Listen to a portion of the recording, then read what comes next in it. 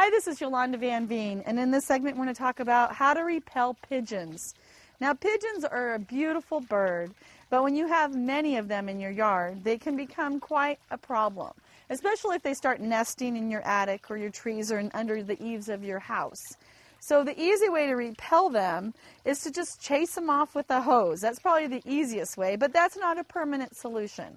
If you need to find out where they're nesting, if they're nesting under the eaves or in a carport, you've got to make sure and use any type of hot spice like cayenne pepper or red hot chili pepper and put it on the eaves or anywhere where they're hanging out.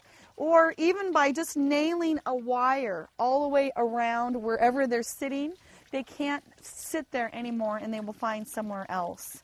And you can always use different type of owl decoys, or there's buzzers or noises or sprinklers to try to scare them away, or even to get a dog around, that will scare them away. But to repel pigeons is a challenge, and the trick is to make sure that they don't have anywhere to sit. And if they have nowhere to sit, they won't hang out in your yard anymore.